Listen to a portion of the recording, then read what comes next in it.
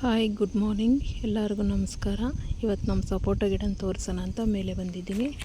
ನೋಡಿ, ಸಪೋಟ ಗಿಡ ಎಷ್ಟು ಕಾಯಿಗಳಿದೆ. ನಾನು ನೋಡಿದ ತಕ್ಷಣ ತುಂಬ ಖುಷಿ ಆಯಿತು. ಅದಕ್ಕೆ ಒಂದು ವಿಡಿಯೋ ಮಾಡೋಣ, ಅದ್ರ ಬಗ್ಗೆ ನಿಮಗೂ ತಿಳಿಸ್ಕೊಡೋಣ ಅಂತ ಮಾಡಿದೆ.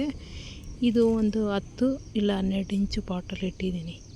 ಅದರಲ್ಲೇ ಇಷ್ಟು ಕಾಯಿ ಬಿಟ್ಟಿದೆ ಅಂದರೆ ನನಗೆ ಎಷ್ಟು ಖುಷಿ ಆಯಿತು ಗೊತ್ತಾ. ನೋಡಿ, ಎಷ್ಟು ಕಾಯಿ ಬಿಟ್ಟಿದೆ. 12 ಇಂಚು ಪಾಟಲ್ಲಿ ಇಷ್ಟು ಬರುತ್ತೆ ಅಂತ ನಾನು ನಿಜವಾಗ್ಲೂ ಗೊತ್ತಿರಲಿಲ್ಲ ಫ್ರೆಂಡ್ಸ್. ನೋಡಿ, ಇಷ್ಟು ಉದ್ದ ಬೆಳೆದಿದೆ, ಇಷ್ಟು ಕಾಯಿ ಬಿಟ್ಟಿದೆ ಅಂತ.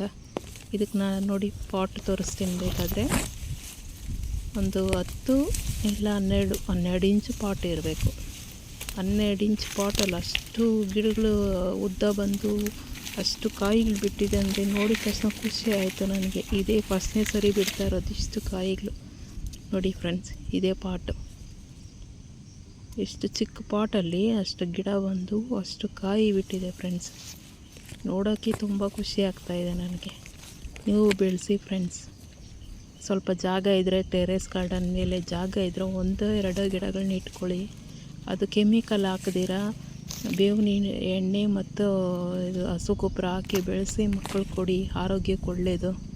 ನೋಡಿ ಎಷ್ಟು ಕಾಯಿ ಬಿಟ್ಟಿದೆ. ನೋಡಿದ ತಕ್ಷಣ ಖುಷಿ ಆಯಿತು. ನಾನು ತಂದು ಒಂದು ಒಂದೂವರೆ ವರ್ಷ ಆಗಿದೆ.